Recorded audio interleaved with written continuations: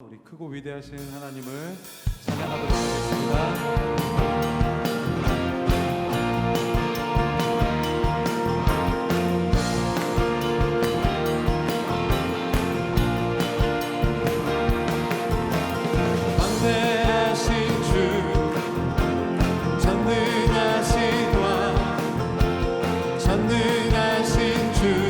만물의 주관자 하나님께 영광, 우리 왕께 영광, 주님께 영광. 만물의 주관자 온 세상 위 가장 높으신 그 이름, 그 능력 그도다. 만물을 창조하셨네. 광대하신 주,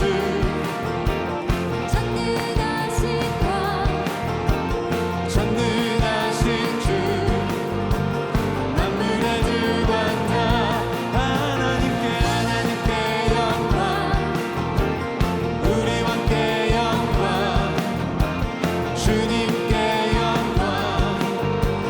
만물의 주관자 온 세상 위 가장 높으신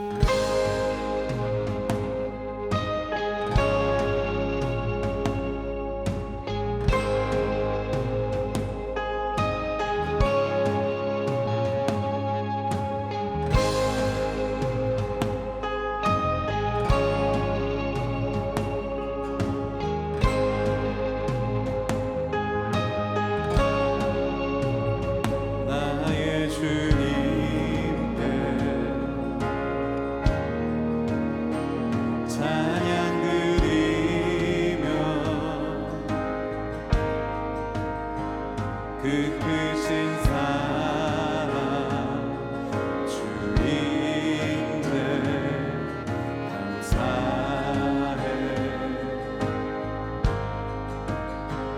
어둠 속에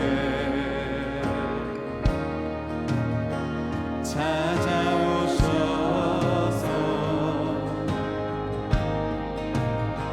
주님의 영광 보게 하시네. 의심하는 나를 손 내밀어 잡아주시네. 두려운 맘 내려놓고 주 바라봅니다.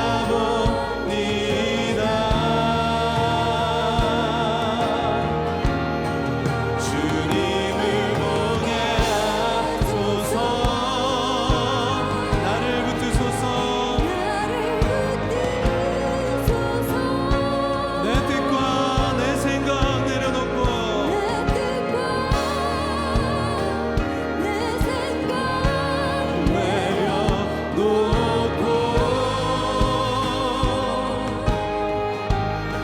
주님 앞에 나아드려 주의 음성 기다리니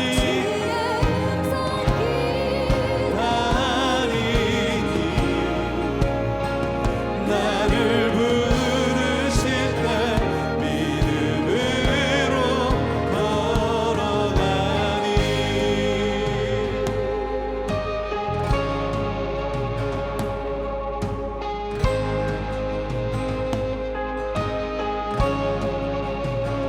나의 주님께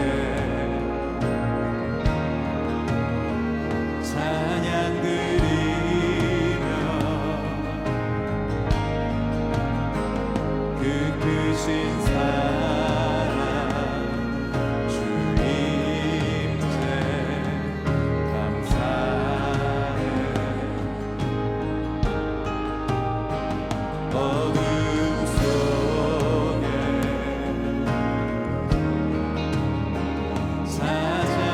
찾아오셔서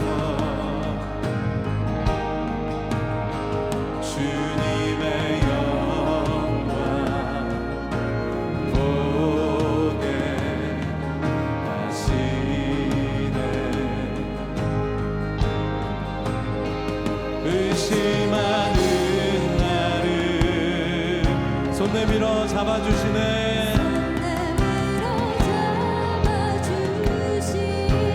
자, 우리의 모든 두려운 마음 내려놓고 우리 함께 주님을 바라보기 원합니다. 주님을 보게 하소서. 주님을 보게 하소서. 나를 붙드소서.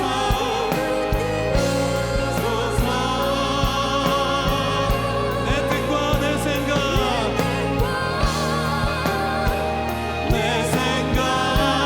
내려놓고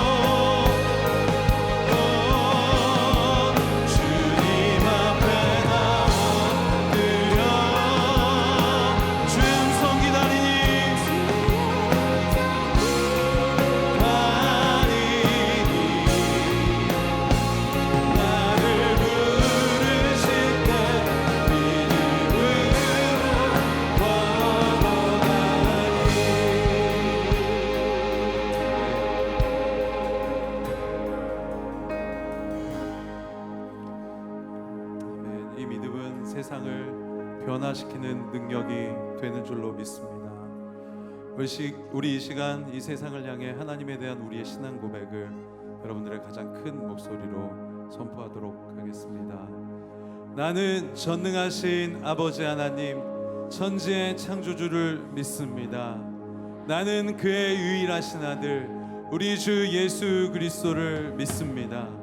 그는 성령으로 잉태되어 동정녀 마리아에게서 나시고 본디오 빌라도에게 고난을 받아 십자가에 못 박혀 죽으시고 장사된 지 사흘 만에 죽은 자 가운데서 다시 살아나셨으며 하늘에 오르시어 전능하신 아버지 하나님 우편에 앉아 계시다가 거기로부터 살아있는 자와 죽은 자를 심판하러 오십니다.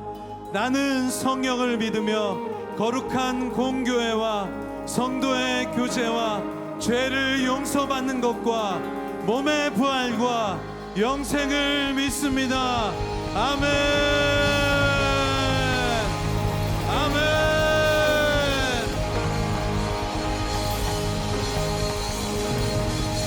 우리 이 시간 다시 한번 큰 박수로 하나님께 영광 올려드리겠습니다.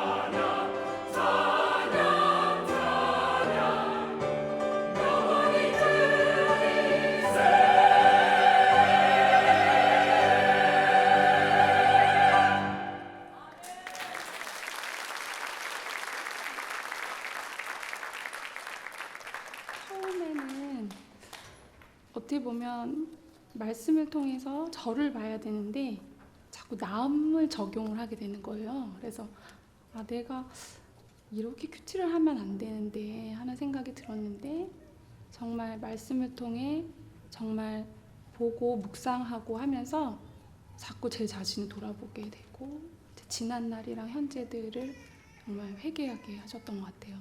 큐티를 하기 전에는 항상 나의 기도만 많이 했던 것 같아요. 그러니까 나, 가족들, 정말 그런 어떻게 보면 기복신앙처럼 항상 축복해주기는 기도를 하게 됐다면, 큐티를 하면서는 정말 제 자신을 돌아보기도 했지만 주변을 보게 하시고, 정말 그 말씀에서 땅끝까지 증인이 되라는 그 말씀이 솔직히 저는 제 예의라고 생각을 못했어요. 근데 그 말씀이 내가 하나님의 자녀고 사랑 입은 자고 하나님이 명령하셨으면 내가 진짜 나아가야 되겠다는 생각을 하게 된 게 정말 큐티를 시작하면서 그게 들어오더라고요. 가장 크게 정말 큐티를 하면서 느꼈던 거는 내가 정말 부족하고 내가 죄인이라는 거, 그리고 하나님이 그럼에도 불구하고 나를 사랑하시는구나, 많이 사랑하시는구나. 그래서 정말 나는 사랑 있는 자로서 정말 내가 사랑을 실천하는 자가 돼야 되겠다는 생각을 되게 많이 했던 것 같아요. 네.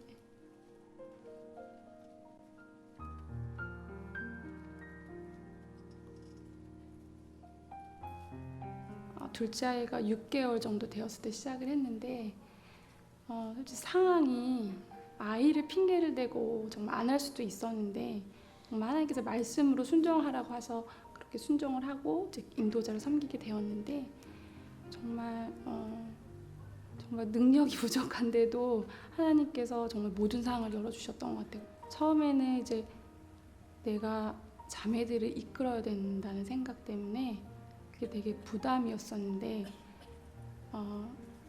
인도자는 하나님이시더라고요. 그래서 저는 그 자리를 지키고 정말 서로를 위해서 기도를 하고 그렇게 하는 사람이지, 그러다 보니까 그거를 알게 된 것 같아요. 그 자리에 앉아서. 그리고 그 자리에 앉히게 해주셨던 건 제가 매일매일 하나님과 교제하길 원하셨던 것 같아요.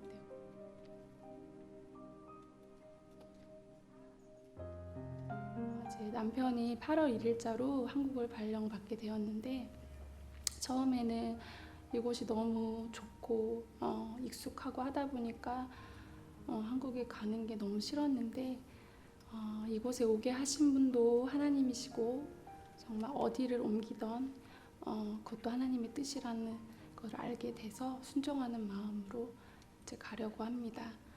막상 진짜 가려고 하니까 정말로 두려움이 큰데, 그래도 이제 정말 하나님 믿고 나아가면 정말 하나님께서 하나하나 이끌어 주실 것 같아요. 그래서 가서 정말 여기서 큐티 인도자로 섬긴 것처럼 기회가 된다면 정말 한두 명이라도 모였어도 이제 큐티 방을 할 수 있으니까 정말 기쁜 마음으로 감당하고 싶습니다. 네. 박수로 하나님께 감사의 박수.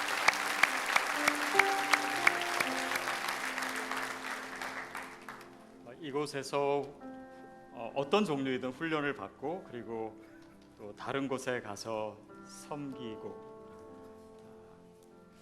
이 자매님 눈빛이 좀 비장해 보이지 않습니까? 잘 섬기겠습니다라고 하는. 그런데 저희 교회에 이제 오시는 분도 많고 또 다른 곳으로 가시는 분도 많은데, 우리가 같은 마음 품을 수 있었으면 좋겠습니다. 여름 아우리치 기간입니다. 이번 주에도 또 많은 팀들이 해외로 또 국내로 아우리치를 떠나고, 또 오늘은 근데 이제 바자회도 하지만은 식당 문 열었습니다. 식당에서 식사하실 수 있고요. 또 몇 가지 광고 드리면 한글 학교에서 우리 선생님들 모집합니다. 그래서 한글 가르치실 분, 그리고 뭐 미술이나 음악이나 다른 은사로 섬기실 분들 신청해 주시면 감사하겠습니다. 그리고 특별히 우리 지난주 뭐 몇 주 전부터 광고 드렸는데, 어제부터 일하세, 일터에서 하나님 나라를 세우는 그 귀한 사역이 어제부터 시작됐습니다.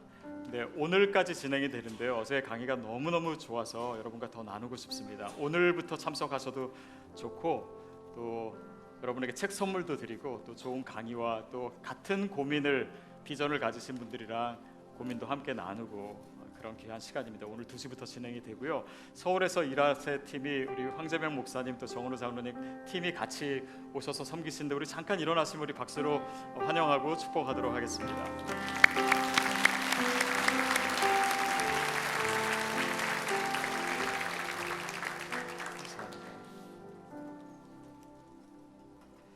네, 오늘 비전 헌금을 먼저 할 텐데요. 오늘 비전 헌금은 저희 교회 주변에 있는 많은 회사들 있지 않습니까? 거기 이제 일하시는 분들도 있고 또 아파트도 있고 거기에서 사시는 분들에게 저희가 조만간 식사를 한번 대접하려고 그래요. 그래서 일종의 스마일 프로젝트죠. 귀한 선김을 위해서 여러분 헌금해 주시고 또 기도해 주셨으면 좋겠고요.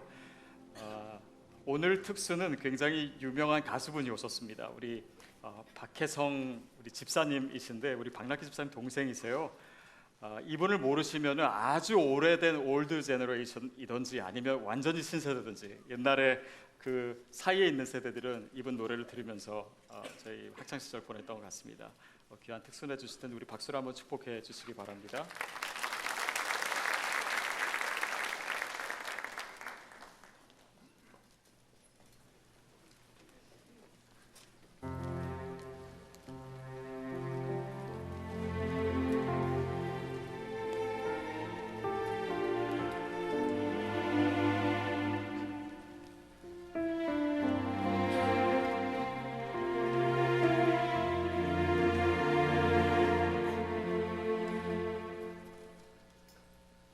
내 영혼이 은총 입어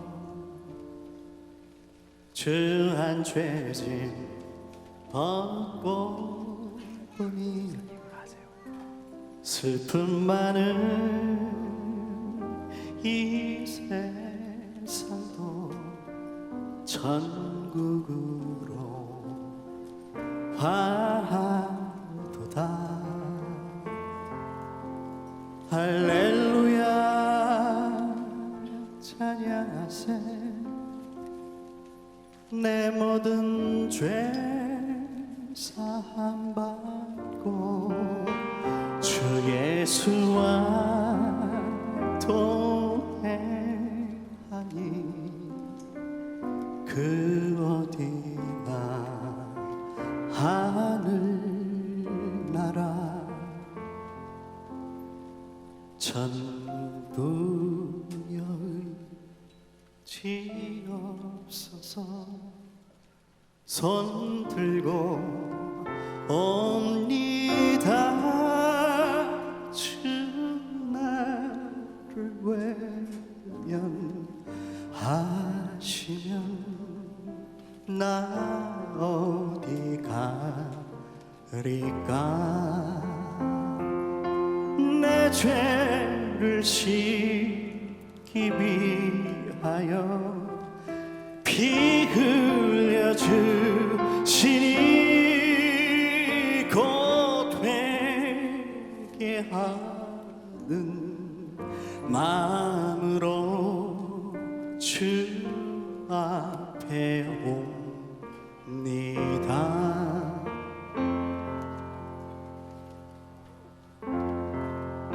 네라 말 같으리 near to thee, even though it be a cross that lays me. Still all my soul shall be near and my God to thee, near and my God to thee, near to thee. 내 일생 소원은 늘 찬송하면서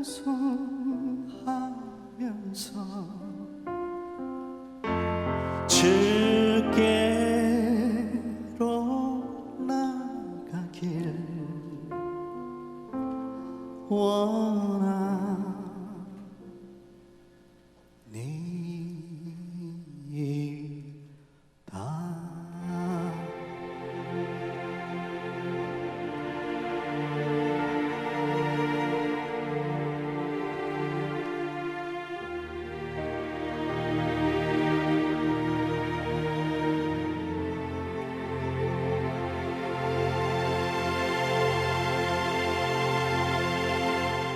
할렐루야.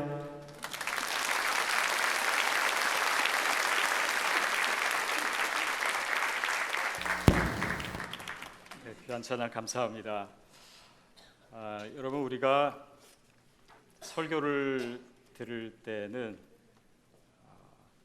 에스더가 아하수에로 왕에게 죽으면 죽으리라 이렇게 가기도 하고, 또 다니엘이 담대하게 사자굴 속으로 가기도 하고, 사도 바울이 열방으로 가기도 하고, 또 엘리야가 아합 왕과 또 이세벨에게 나가기도 하고, 그런데 우리는 옆에 사람에게 나가기를 두려워해요. 자, 뭘 얘기하려고 그런지 알죠? 오늘도 새신자 오셨는데 옆 사람이랑 인사하는 건 너무 힘들어요. 네, 여러분 힘든 거 압니다. 그러나 우리가 환대해야 될 사람들이고 사랑해야 될 사람들이고 교제해야 될 사람들, 우리 다 같이 일어서서 우리 1분 동안 교제하는 시간을 갖도록 하겠습니다.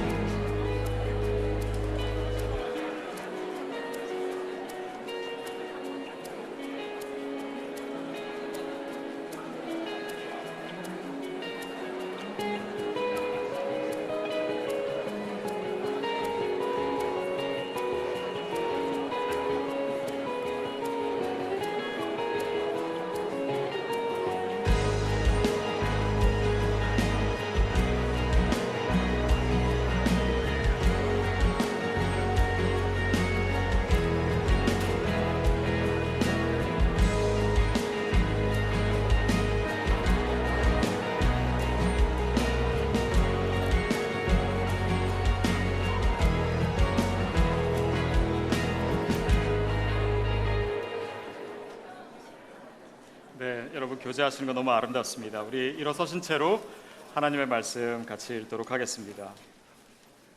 창세기 45장 1절부터 8절까지입니다. 여러분이 가져오신 성경 우리 함께 읽도록 하겠습니다. 45장 1절부터 8절까지 한 목소리로 같이 읽겠습니다. 시작. 요셉이 자기에게 시종을 드는 사람들 있는 앞에서 더 이상 자신을 억제하지 못하고 소리쳤습니다. 모두 내 앞에서 물러가라. 그의 곁에 아무도 없게 되자 요셉은 자기 형들에게 자신 누구인지를 밝혔습니다. 그리고 너무나 큰 소리로 우는 바람에 이집트 사람들이 그 소리를 들었고 바로의 궁정에서도 그의 울음소리를 들었습니다. 요셉이 자기 형들에게 말했습니다. 제가 요셉입니다. 아버지께서 아직 살아계십니까? 그러나 형제들은 요셉 앞에서 너무 놀라 도대체 대답을 할 수가 없었습니다. 요셉이 형제들에게 말했습니다. 제게 가까이 오십시오. 그들이 가까이 오자 요셉이 형제들에게 말했습니다. 제가 형님들이 이집트에 팔아버린 형님들의 동생 요셉입니다. 하지만 형님들이 저를 이곳에 팔았다고 해서 근심하거나 자책하지 마십시오. 이는 하나님께서 생명을 구하시려고 저를 형님들보다 먼저 여기로 보내신 것이기 때문입니다. 2년 동안 이 땅에 흉년 들었지만 앞으로 5년 동안 밭을 갈지도 못하고 추수도 하지 못합니다. 그러나 이 땅에서 형님들의 자손들을 보존하시고 큰 구원을 베푸셔서 형님들의 목숨을 살리시려고 하나님께서 미리 저를 보내신 것입니다. 그러므로 저를 여기에 보내신 분은 형님들이 아니라 하나님이십니다. 하나님께서 저를 바로의 아버지와 그의 온 집의 주인과 이집트 온 땅의 통치자로 삼으셨습니다. 아멘. 자리에 앉겠습니다. 여러분에게 굉장히 슬픈 소식을 전해드리며 우리 W 공동체 우리 지상훈 형제님 또 박세란 자매님의 딸 우리 유나 양이 지난주 7월 2일 날 하나님의 부르심을 받았습니다. 저희가 천국 환송 예배를 했고 이번 주 화요일 날 이제 학원 예배를 하게 됩니다. 여러분 계속해서 기도해 주시고 또 위로해 주시고 또 참여해 주셨으면 좋겠습니다. W 공동체 우리 지대중 성도님의 아버지 고 지봉환 집사님께서 지난 6월 22일 75세로 한국에서 하나님의 부르심을 받으셨습니다. 장례 마치시고 오늘 유족들 예배에 참여하셨는데 우리 잠깐 일어나시면 우리 함께 기도하도록 하겠습니다. 같이 기도하겠습니다. 하나님 아버지, 우리 삶에 사랑하는 가족을 먼저 보내야 되는 슬픔이 있지만 우리에게 믿음 주셔서 위로받게 하시고 소망하게 하시고 또 이 시간을 잘 이겨내게 하시니 감사합니다. 하나님, 아버님의 영혼을 주님께 올려드립니다. 영원한 나라에서, 고통이 없는 곳에서 주님이 품어주시고 안아주시고 위로해 주시고 또 유족들에게도 하나님의 풍성한 위로가 있게 하여 주옵소서.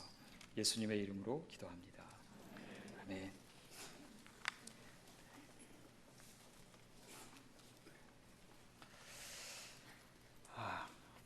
장례에 대한 광고를 드리고 슬픈 소식을 전하고 또 갑자기 좀 웃긴 얘기를 하려니까 제가 어떻게 해야 될지 모르겠어요. 제가 가끔 이렇게 설교를 준비하다가 뭔가 관련된 예화나 이야기가 필요한데 생각이 잘 안 나면은 제 아내에게 뭐 생각나는 거 없냐고 제가 물어봐요. 그래서 이제 어저께도 제가 제 아내한테 전화를 했는데 아내가 생각해 보겠다고, 그리고 이제 전화를 끊고 한참 있다가 전화가 왔어요.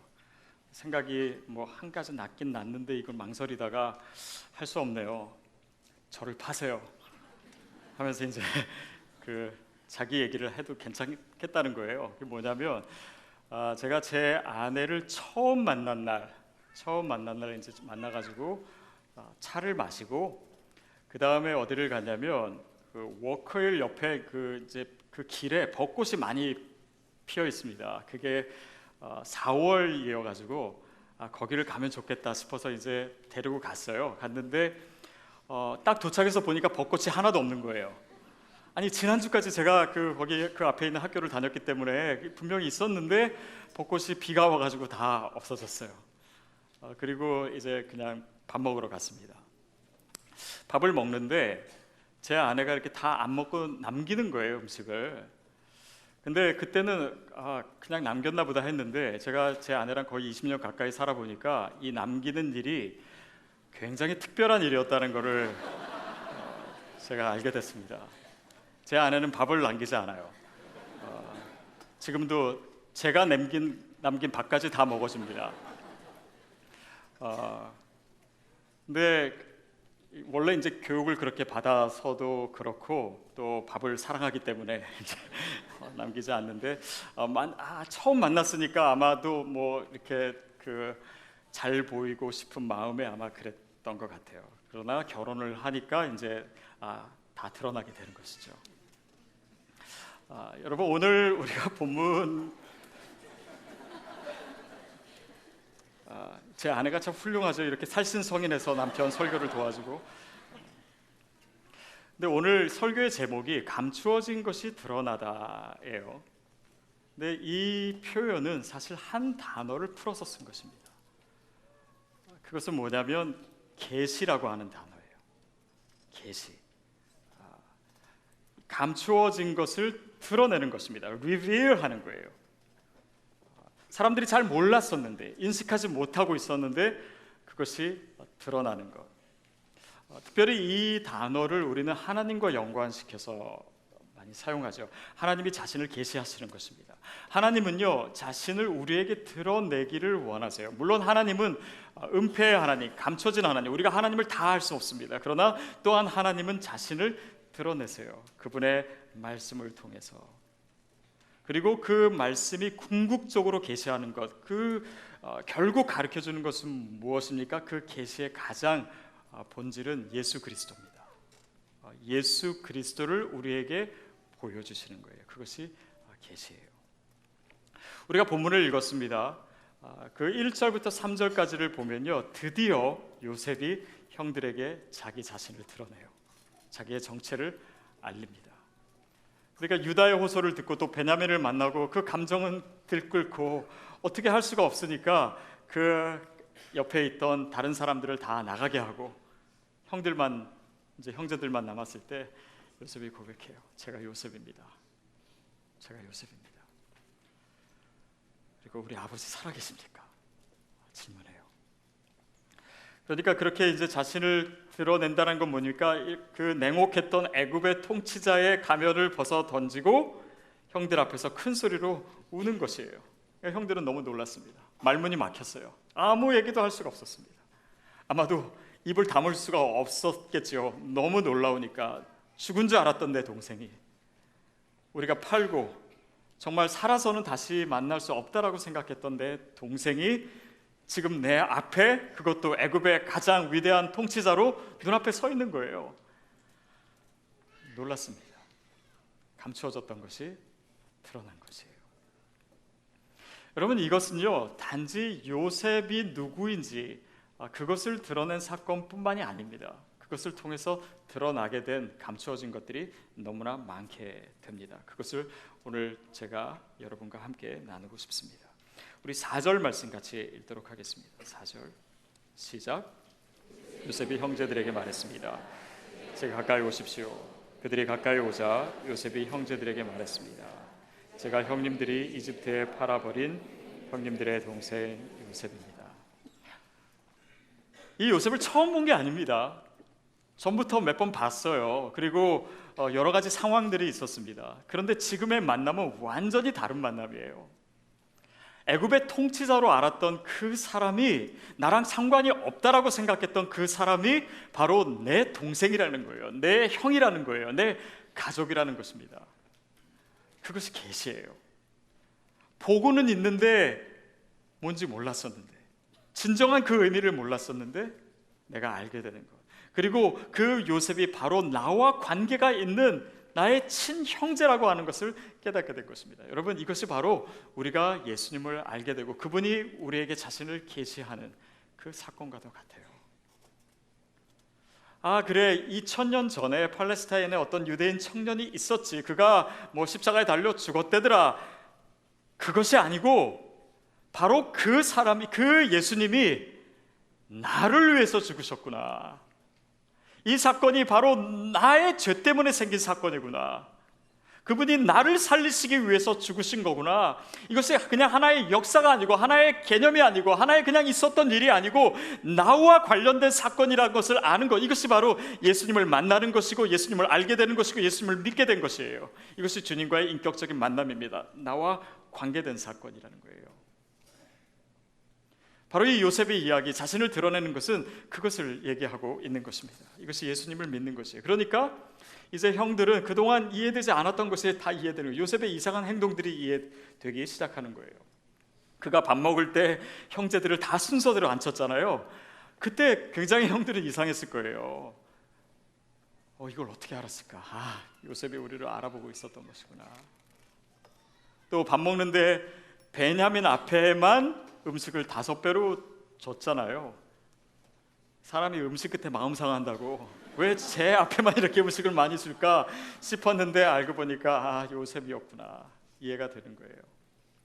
왜 나를 다시 보려면 베냐민을 꼭 데려와라 라고 했는지, 그리고 형들의 짐에 그렇게 곡식과 음식과 돈을 다시 넣어줬는지, 그것을 이제는 알게 된 것입니다.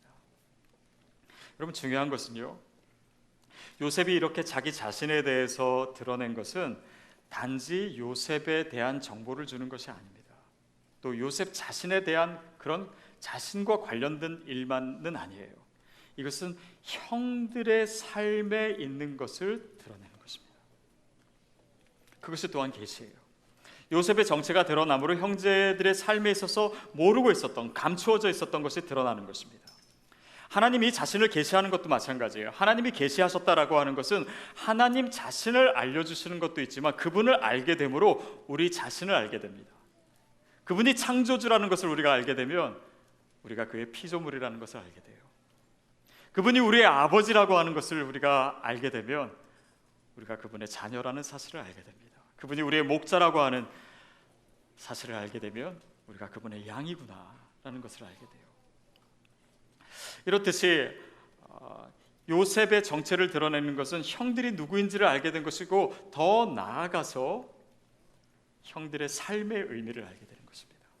하나님을 알게 되고 예수님을 알게 된다는 것은 우리 자신이 누구인지를 알게 되는 것, 거기서 더 나아가서 우리의 삶의 의미, 우리의 삶의 실체, 우리의 삶에 있는 진짜 진리가 무엇인가를 또한 우리에게 계시해 주시는 거예요.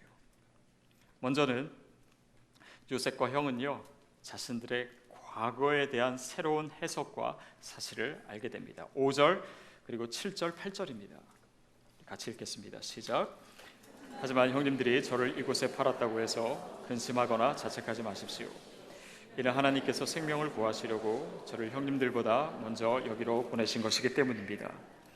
그러나 그 땅에서 형님들의 자손들을 보존하시고 큰 구원을 베푸셔서 형님들의 목숨을 살리시려고 하나님께서 미리 저를 보내신 것입니다.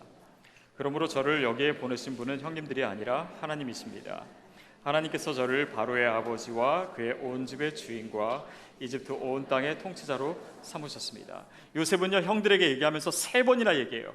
나를 이 땅에 보내신 것은 하나님입니다. 하나님께서 생명을 구원하게 하시려고 이 땅에 저를 보내신 겁니다. 하나님께서 형님들의 생명을 지키게 하시려고, 구하게 하시려고 저를 보낸 겁니다. 여기에 저를 보낸 것은 형님들이 아니라 하나님입니다. 그래서 그 과거를 해석하는 거예요. 이것은 단지 해석이 아닙니다. 하나님께서 실제로 그렇게 하셨고 그것을 알게 된 것이죠. 감추어진 것들이 드러나게 되는 것입니다. 그 과거에 대한 일들이에요. 자, 이 일로 인해서 요셉도 알게 됐지만 형들도 그 과거와의 단절이 시작됩니다. 과거에 그들이 가졌던 요셉에 대한 미움, 원망, 이것이 요셉이 자신을 드러내고 형님들과 화해하면서 그것이 해소되기 시작하는 거예요.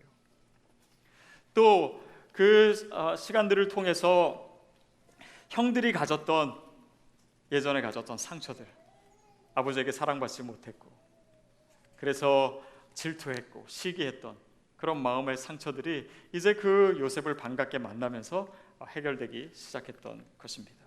더욱이 형들은 요셉을 팔고 나서 큰 죄책감 가운데 살고 있었어요. 근데 그 문제도 해결하고 있는 거예요. 5절에 보면은 요셉이 하지만 형님들이 저를 이곳에 팔았다고 해서 근심하거나 자책하지 마십시오. 죄책감 느끼지 마세요. 하나님께서 하신 일입니다. 그러니까 이 죄책감의 문제, 그들이 가지고 서로를 비난하고 책임 전가하고 이런 문제가 한꺼번에 다 해결되면서 과거로부터 그들이 벗어나고 있는 거예요. 여러분, 이것이 바로 우리가 예수님을 믿을 때 생기는 일입니다. 우리 안에 있는 상처, 내가 사랑받지 못했기 때문에, 내가 소외받았고 내가 외롭고 그것 때문에 내 안에 상처로 남아있는 것들이 주님을 알게 되면서 내가 얼마나 사랑받는 존재인지, 주님께서 나를 위해서 십자가에 달려 죽으시는 그 사랑이 바로 나를 위한 것이었다라고 하는 것을 깨닫는 것은 이 모든 과거의 상처로부터 벗어나는 것입니다. 내 안에 있던 그런 미움, 내 안에 있던 원망, 그래서 생긴 그런 관계의 갈등, 이런 모든 문제들이 주님을 믿게 되었을 때 하나님이 나를 얼마나 사랑하시는지 알게 되므로 또한 다른 사람도 사랑할 수 있게 되는 거예요. 용납할 수 있게 되는 거예요. 그 사람도 있는 모습 그대로 내가 받아들일 수 있게 되는 것입니다. 또 주님께서 내 죄를 위해서 십자가에 달려 죽으셨다라고 하는 건 뭡니까? 더 이상 우리가 죄책감 가운데 얽매여 있을 필요가 없다라는 거예요. 이미 다 용서하셨는데 네가 왜 그렇게 죄책감으로 시달리고 있느냐? 아니, 내가 용서했는데 네가 뭐라고 네 스스로를 용서하지 못하고 있느냐? 아직도 거기에 얽매여가지고 그 두려움과 얽매임 속에서 살아가고 있는가? 이 복음이 우리 안에 들어왔을 때 이 모든 문제가 해결되기 시작하는 거예요. 이것이 과거로부터의 단절입니다. 여러분, 하나님께서는요, 우리가 지금도 과거에 얽매여 있는 것, 그런 삶을 주님께서 원하시지 않아요. 주님께서 우리를 자유케 하시기를 원하십니다. 우리가 정말 주님을 믿는다면, 우리가 정말 주님을 만났다면 그 문제부터 해결이 되는 거예요. 과거뿐만이 아닙니다. 현재도 마찬가지예요. 지금 형들이 처해 있는 이 상황, 또 거기에 있었던 많은 문제들이 해결되기 시작합니다. 요셉이 더 이상 공포의 대상이 아닌 거예요. 그 관계의 문제가 해결이 되는 것입니다. 요셉이 자신을 드러내므로, 예수 그리스도가 그 자신을 드러내므로 우리와 하나님과의 그런 깨어진 관계가 회복이 되는 것, 그것은 우리의 현재의 문제예요. 또한 그 상황에 대해서 염려하고 있었을 수 있습니다. 베냐민의 짐 속에서 은잔이 발견됐고, 지금도 시므온이 원래 잡혀 있었고 유다가 잡혀 있느냐, 아니면 베냐민을 놓고 가느냐, 그렇게 되면 아버지가 어떻게 되실까, 이런 많은 근심과 걱정, 그 현재의 상황이 한꺼번에 해소되는 것입니다. 하나님께서 이 모든 것을 우리가 주님을 믿을 때, 그분이 내 삶에 들어오실 때, 그분이 내 삶의 주인이 되실 때 내 삶을 인도하시고 우리의 모든 염려와 근심을 덜어주시는 거예요. 의지할 분이 생기는 것입니다. 이 문제가 나에게 속한 문제가 아니라 하나님께 속한 문제이고 내 능력에 속한 문제가 아니라 하나님의 능력 안에 있으면 내가 뭐든지 할 수 있다라고 하는 그 담대함과 용기와 실제적인 능력을 얻게 되는 것이에요.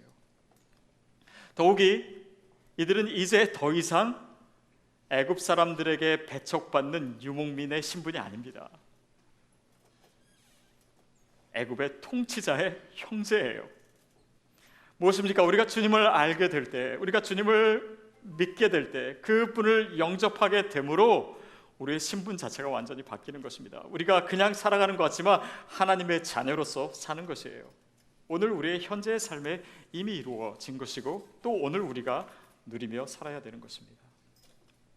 과거와 현재의 문제뿐만 아니라 미래에 대한 것도 있습니다. 우리 6절, 7절 말씀 시작.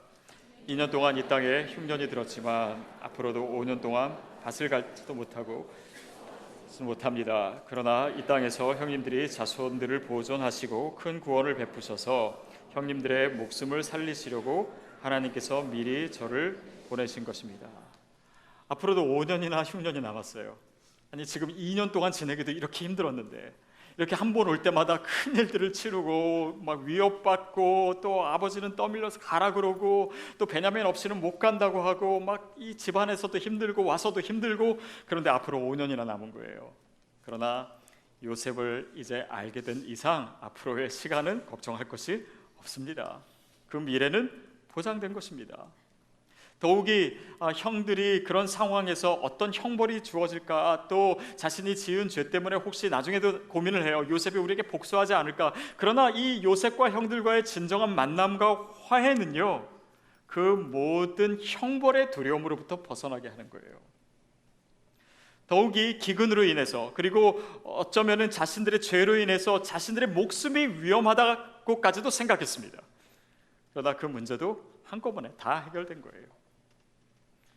여러분 우리가 주님을 믿을 때 우리의 모든 미래를 주님께서 책임지고 계신 줄 믿습니다. 그분을 의지하는 거예요. 우리의 미래가 내 능력과 내 생각과 내 가능성과 거기에 근거한 것이 아니라 오직 하나님의 능력과 하나님의 계획에 근거하고 있기 때문에 그분의 약속에 근거하고 있기 때문에 우리의 모든 미래에 대한 염려를 내려놓을 수 있는 것입니다. 더욱이 우리의 죄로 인해서 우리는 형벌받을 수밖에 없는데 그리고 죄로 인해서 죽을 수밖에 없는데 이 죽음의 문제, 이 사망의 문제, 이 영혼의 문제를 주님께서 해결해 주신 것이에요. 요한복음 5장 24절 말씀 우리 같이 읽겠습니다. 시작. 진실로 너에게 이르노니 내 말을 듣고 또 나 보내신 이를 믿는 자는 영생을 얻었고 심판에 이르지 아니하나니 사망에서 생명으로 옮겼느니라. 여러분 우리가 예수를 믿을 때 이미 우리에게 영생이 주어졌고 무엇을 받지 않는다고요? 심판을 받지 않는 죄에 대한 형벌을 받지 않고 사망에서 생명으로 옮겼느니라. 이것이 저와 여러분이 가지고 있는 이 복음이 우리에게 말해주고 확증해주는 바입니다. 예수님께서 나를 위해서 죽으셨다면 내가 그것을 믿는다면 그것을 받아들였다면 나는 더 이상 심판의 대상이 아니고 사망의 대상이 아니고 주님의 생명의 은혜를 입은 자로 사는 것입니다. 그것이 우리에게 보장된 미래예요. 요셉도 형들에게 얘기해요. 형들의 목숨을 살리시려고 나를 이 땅에 보내셨다고. 그 죽음의 문제를 해결하시기 위해서 보내셨다고. 그러니까 이 요셉이 그 삶을 통해서 예수님의 모형이 된다는 것을 오늘 본문을 통해서도 우리에게 계속해서 보여주고 있는 것입니다. 여러분 이게 구원이에요. 구원이라고 하는 것은 그냥 예수를 내가 영접했으니까 죽어서 천국 간다 거기서 끝나지 않아요. 우리의 과거에서 우리의 현재에서 또 우리가 앞으로 살아갈 우리의 미래에서 이 모든 삶의 영역에서 구원이 일어나는 것입니다. 그리고 영원한 삶이 우리에게 또한 주어지는 것이죠. 그래서 이게 구원의 이야기예요. 요셉의 삶을 보시면 참 고난도 많았습니다. 형들이 미워하고 질투하고 팔려가고 종살이하고 감옥에 갇히고 억울한 일도 당하고 그러나 요셉의 이야기는요 고난의 스토리가 아닙니다. 구원의 스토리예요. 여러분 그렇다면 우리의 삶도 마찬가지입니다. 우리의 삶에 어떤 시련이 있었던 어떤 어려움이 있었던 어떤 위기가 있었던 그것은 고난의 이야기가 아닙니다. 그것은 구원의 이야기예요. 인류의 역사를 전쟁의 역사를 보든 어떤 산업의 역사를 보든, 그러나 가장 그 핵심을 관통하는 역사관은 구원관입니다. 구원의 역사예요. 구원사예요. 구원의 이야기예요. 오늘 그것을 우리가 주님을 믿게 될 때, 예수님을 받아들일 때 내 삶이 이 구원의 이야기로 해석돼야 되는 것입니다. 그것이 크리스찬의 시각이고 크리스찬의 삶이고 우리의 소망이고 우리 삶의 목표예요.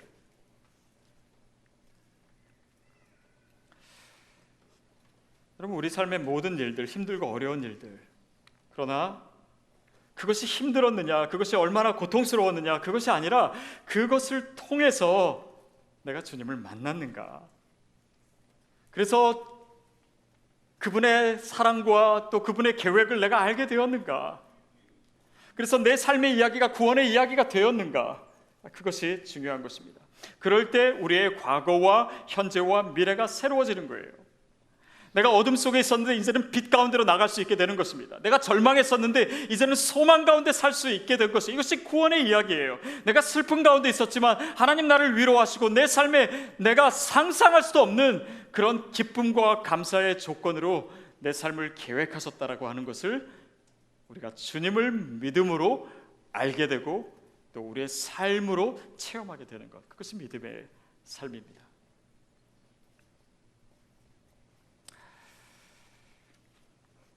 제가 몇 년 전에 영국에 갔다가 그 대형 박물관에 가서 로제타 스톤이라고 하는 것을 보았습니다.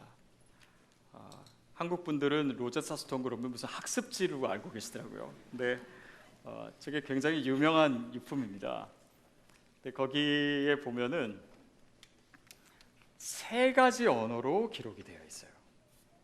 거기는 헬라어로 써 있는 글이 있고 또 이집트어로 써 있는 글이 있고, 그리고 이게 18세기 말에 발견이 됐는데 그때까지는 누구도 풀지 못했던 고대 상형 문자로 기록이 되어 있습니다. 근데 학자들이 이걸 보니까 이 헬라어와 이집트어가 같은 내용을 다르게 번역해 놓은 것을 깨닫게 됐어요. 그래서 그러면은 이것이 다 같은 내용을 기록한 것이라면 이 상형 문자도 이 내용을 갖고 있겠구나라고 해서 그 상형 문자를 연구하기 시작해서 나중에는 그 상형 문자를 완전히 섭렵하게 됩니다. 무슨 의미냐면 한 가지 언어를 알게 되니까 그 다음 문제가 풀리는 거예요. 그 다음 문제가 풀리니까 또 그 다음 문제가 풀리는 것입니다. 보세요, 요셉이요 그냥 자기 자신을 드러냈을 뿐입니다. 그러나 그의 인생의 문제가 풀리기 시작하고 형들이 가지고 있었던 많은 고민들, 많은 문제들, 그 모든 문제들이 바로 이 요셉이 자기 자신을 드러냄으로 다 해결되기 시작하는 거예요. 이것이 바로 우리가 예수님을 믿을 때 생기는 일입니다. 우리가 주님을 믿으면 이것은 단지 내가 죽은 다음에 어떤 내 영혼의 문제에서만 문제가 해결된 것이 아니에요.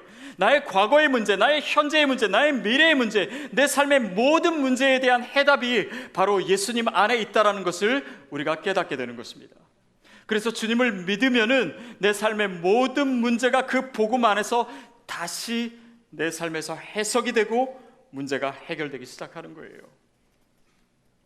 여러분이 가지고 있는 문제는 무엇입니까? 관계의 문제입니까?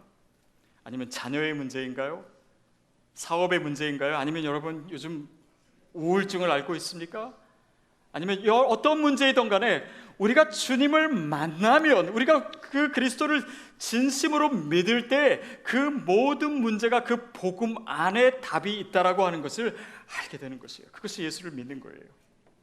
예수님을 믿는다라고 하는 것은 그냥 교회에서 내가 어떤 교리를 믿어서 내가 죽어서 천국 가는 것이 아니라 내 삶의 전체를 관통하는, 내 모든 과거의 문제과 모든 죄책감의 문제와 내 상처의 문제와 또 내 성품의 문제와 내가 현재 경험하고 있는 이 모든 위기의 문제와 우리 영혼의 모든 문제, 내 모든 미래의 문제를 하나님께서 그 복음 안에서 해결하게 하시는 것입니다.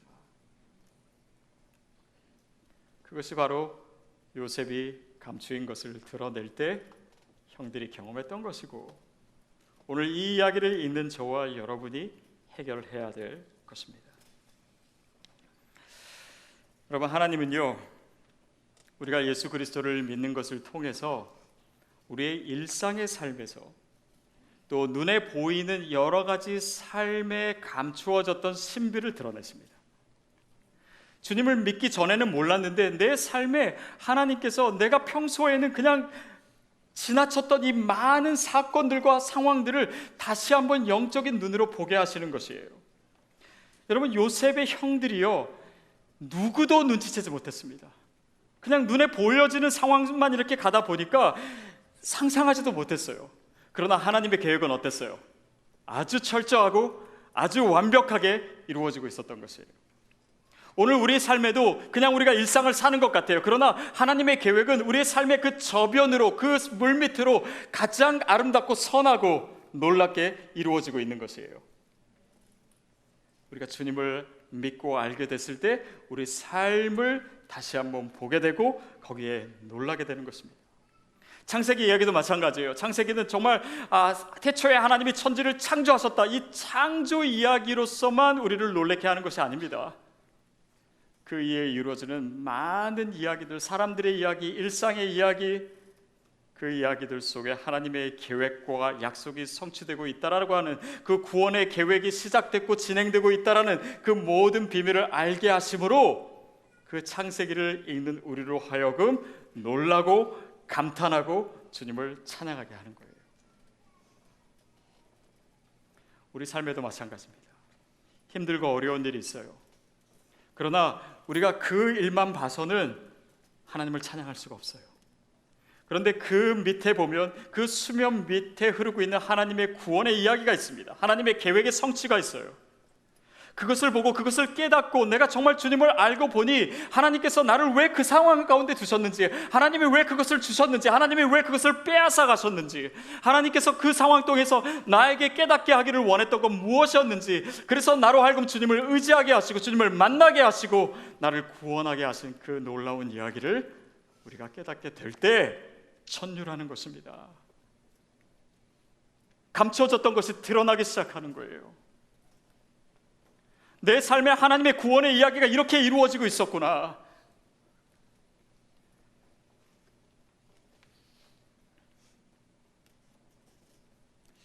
여러분, 성경은요,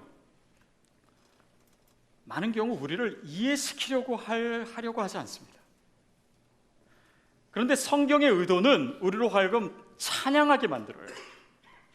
성경을 본다고 내 고민과 문제가 다 이해되는 건 아닙니다. 하나님은 우리를 설득하시려고 하는 의도로 성경을 쓰시지 않으셨어요.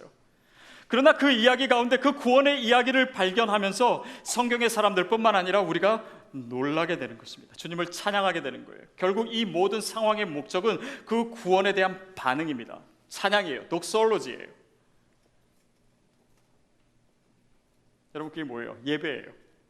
예배는 무엇입니까? 구원에 대한 반응이에요. 내 삶을 향한, 내 영혼에 대한, 내 과거와 현재와 미래와 내 삶의 모든 문제에 대한 하나님의 구원에 대해서 내가 주님께 감사하고, 내가 주님께 놀라고, 내가 주님께 감탄하고 주님을 찬양하는 것입니다. 이게 예배예요. 이것은 우리의 예배드리는 이 시간만에만 이루어지는 것이 아니라 우리의 삶의 일상에서 하나님이 하시는 일들을 발견했을 때, 이것이 하나님께서 계획하신 거구나. 하나님께서 나를 이렇게 구원의 이야기로 이끄시고 계시는구나. 나를 이렇게 내 삶을 통해서 구원의 하나님의 이야기를 쓰고 계시는구나. 느낄 때 감탄하고 놀라고 주님을 찬양하고, 여러분, 그것이 바로 세상에서의 예배예요. 구원에 대한 반응입니다. 예수님을 알게 될 때 우리 삶에 보여지고 드러나게 되는 이것들이에요. 여러분, 그래서 하나님은요, 저와 여러분의 삶에 지금 일하고 계세요. 우리가 그것을 볼 수 있어야 됩니다. 눈으로 보이지 않을 수 있어요. 그러나 그 수면 밑으로 흐르는 그 하나님의 움직임을 우리가 감지할 수 있어야 됩니다. 우리가 예수를 믿게 됐다면, 우리의 삶을 영적인 시각으로 볼 수 있게 됐다면, 하나님의 계획 속에서 볼 수 있다면 그 움직임을 우리가 볼 수 있어요. 우리의 현실은 아직도 차갑고 또 혹독하고 얼음장과 같을지라도 그 얼음에 귀를 대고 있으면 그 밑에 흐르는 물소리가 들리는 거예요. 하나님께서 일하고 계시는구나. 결국 우리가 믿음을 갖게 되고 주님을 알게 됨으로써 하나님께서는 우리에게 그 반응을 요구하시는, 너희가 놀라고 감탄하고 주님을 찬양하라. 여러분, 하나님께서는 그 반응을 우리에게 분명히 받아내고야 마실 것입니다. 그것이 우리가 주님을 믿을 때, 예수 그리스도를 내 삶의 주인으로 받아들일 때, 주님께서 내 삶에 일하고 계시는구나, 이것을 보게 되므로 우리 삶에 나타나는 예배의 모습이요 찬양의 모습이에요. 이게 바로 구원의 이야기입니다. 내 삶 전체를 향한, 내 삶 전체를 관통하는 복음의 이야기예요. 중요한 것은 형들은요, 이 상황에서 사실 한 것이 하나도 없어요. 요셉은 그냥 자신을 드러냈습니다. 그러나 그 모든 혜택은 형들이 받아요. 우리가 예수를 믿는 것도 마찬가지예요. 우리가 주님을 알기 위해서 어떤 노력이나 어떤 업적이나 어떤 행위로 얻는 것이 아닙니다. 주님이 우리에게 자신을 보여주신 거예요. 우리는 그분을, 그 드러나신 주님을 그냥 보고 받아들이는 것밖에 없습니다. 그냥 마음을 조금 연 것밖에 없어요. 여기서는 우리가 해야 될 무엇이 있는 것이 아니라 하지 말아야 될 어떤 것만 있습니다. 거절하지 않으면 되는 거예요.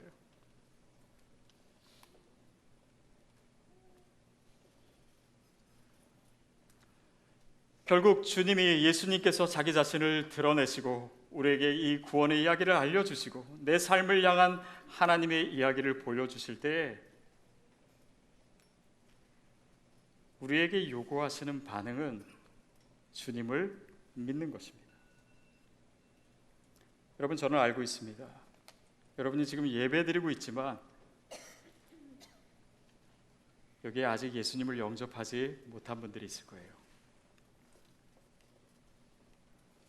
아니면 내가 예수님을 믿는다라고 생각하지만 그 구원이라고 하는 것을 너무나 피상적으로만 생각하고 죽은 다음의 일로만 생각했지, 그 복음이 내 삶을 관통하는 이야기라는 것을 아직도 체험하지 못한 분이 있을 겁니다. 여러분, 그것은 어떤 의미에서 예수를 믿는 것이 아닙니다. 그러나 여러분, 오늘 우리가 예수님을 영접할 수 있어요. 이제껏 한 번도 주님에 대해서, 예수님에 대해서 마음을 열지 못했던 분이 있다면 오늘 영접하실 수 있습니다. 한 번도 내 삶의 이 복음의 이야기가 내 삶을 말해주는, 내 삶의 가장 큰 이야기가 되지 못했다면 오늘 그렇게 하실 수 있습니다. 여러분의 마음을 주님께로 열어드리는 거예요. 여러분, 정말 예수님을 영접하기를 원하세요? 여러분, 정말 구원의 확신을 가지기를 원하십니까? 정말 주님을 알기를 원하십니까? 그분이 내 인생의, 내 삶의 주인이 되기를 원하십니까? 그렇다면 주님을 영접하십시오. 그러면 주님의 구원의 역사가 우리 삶에서 시작될 것입니다. 내가 기대하지 못했고 상상하지도 못했던 일들이, 그 이야기가 내 삶에서 드러나기 시작할 거예요. 하나님께서 계속해서 그 자신을 우리의 삶에 보여주실 것입니다. 그리고 우리는 날마다 놀라게 될 거예요. 날마다 감탄하고 날마다 주님을 찬양하는 주님의 자녀로, 구원받은 자로 살게 될 것입니다. 여러분, 이 시간 우리 같이 기도했으면 좋겠습니다. 혹시 아직도 예수님을 내 마음에 영접하지 못하신 분이 있다면 여러분이 하실 일은 한 가지입니다. 오른손을 가슴에 얹어주세요. 혹시 나는 이미 예수님을 영접했다라고 생각하는데, 그러나 주님, 내가 가진 믿음은 너무나 피상적이었습니다. 예수님이 내 삶의 실제가 되지 못했습니다. 내 삶에 주님이 들어오시는 것을 내가 막고 있었습니다. 그 구원이라고 하는 것을 내 삶을 떠난 그냥 관념적인 것으로만 생각했습니다. 주님, 내 삶에 들어와 주시옵소서. 주님을 초청하기를 원하시는 분도 가슴에 손을 얹어 주십시오.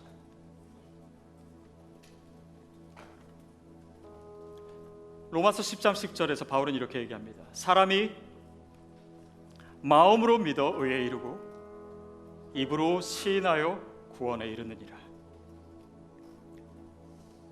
주님을 영접하기를 원하시는 분은 이 시간 저의 기도를 따라해 주십시오.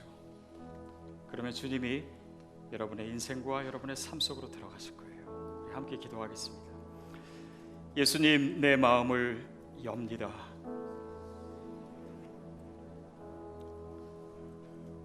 내 안에 들어와 주세요. 예수님을 내 삶의 주인으로 모시기를 원합니다. 주님, 나를 다스려 주세요. 내 인생인 내가 아니고 주님임을 고백합니다. 내가 주님을 진심으로 믿기를 원합니다. 주님, 내 삶에 들어와 주세요. 그리고 주님을 닮게 해주세요. 주님을 따라가기를 원합니다. 성령님 임하여 주시옵소서. 예수님의 이름으로 기도합니다.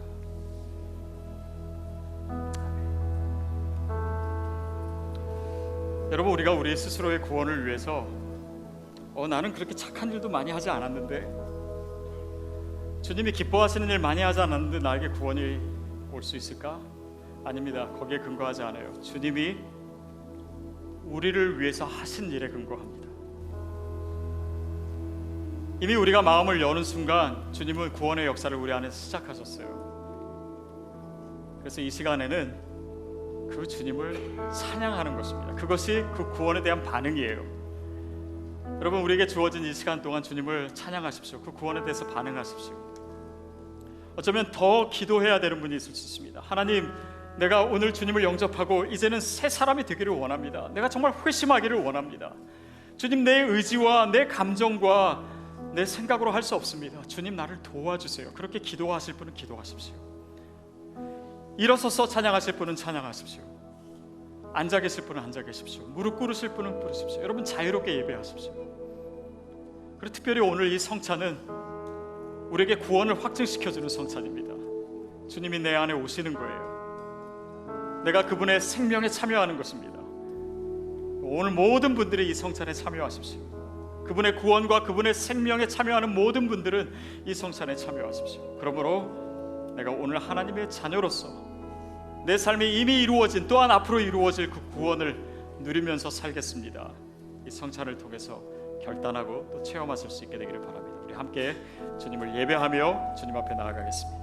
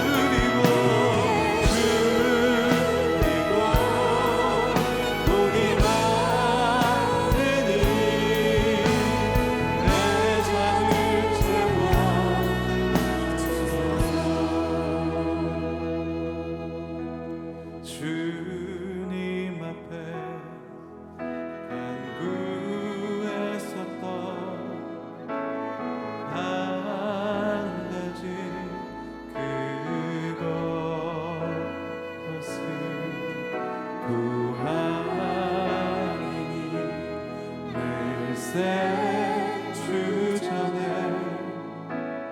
거하게 하소서. 주님 앞에 주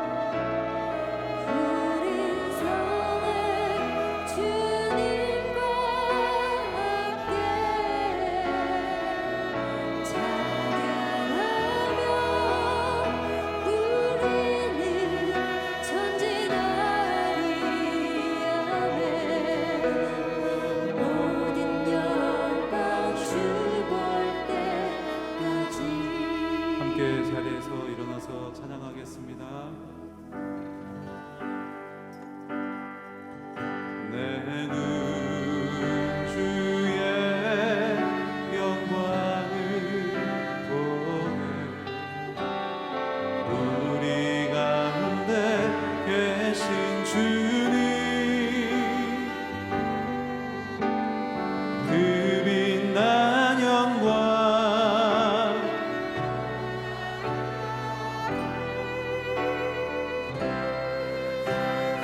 온 땅 가득해. 내 눈 주의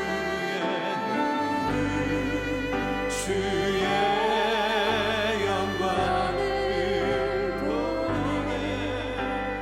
찬송 가운데 서신 주님, 주님의 얼굴은 온 세상 향하네.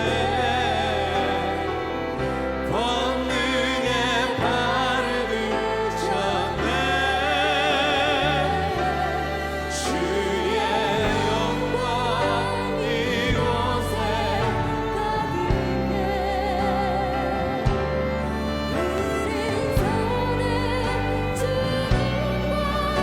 함께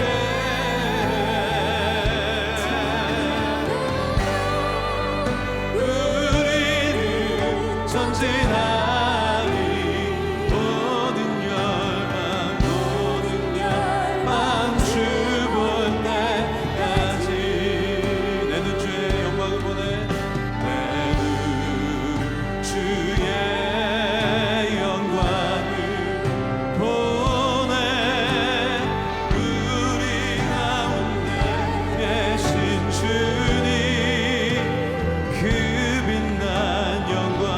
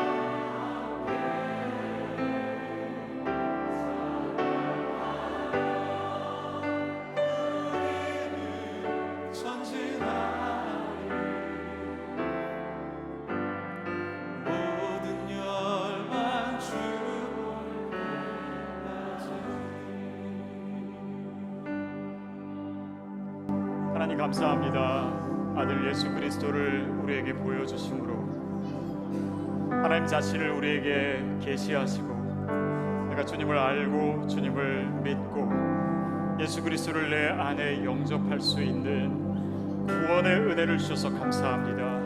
하나님, 그 구원으로 말미암아 우리가 더욱더 주님을 기뻐하겠습니다. 더욱더 큰 소리로 주님을 찬양하겠습니다. 주님의 영광을 선포하겠습니다. 주님의 형상을 드러내며 살겠습니다. 그래서 내 삶을 통해 하나님의 구원의 역사가 계속될 수 있도록, 전해질 수 있도록, 이 땅 가운데 하나님의 나라가 확장되고 그 구원의 역사가 지속되도록 주님, 내 삶을 주님의 구원의 도구로, 찬양의 도구로 사용하여 주시옵소서. 오늘도 우리에게 베푸신 그 구원과 은혜에 감사해서 우리가 예물을 드리고 마음을 드리고 삶을 드립니다. 주께서 받으시고 하나님의 놀라운 구원의 이야기에, 구원의 역사에 사용하여 주시옵소서. 지금은 우리 주 예수 그리스도의 은혜와 하나님 아버지의 사랑하심과 성령님의 역사하시며 교통하심이 오늘 우리에게 드러내신 그 예수 그리스도를 믿고 영접하며 주님의 그 구원의 이야기를 살아가기로 결단하는 하나님의 자녀들 머리 위에, 우리의 모든 예배의 자리, 삶의 자리 위에, 또 열방 가운데 복음을 전하는 우리 선교사님들 그 가정과 사역 위에 지금부터 영원까지 함께 하시기를 간절히 축원하옵나이다.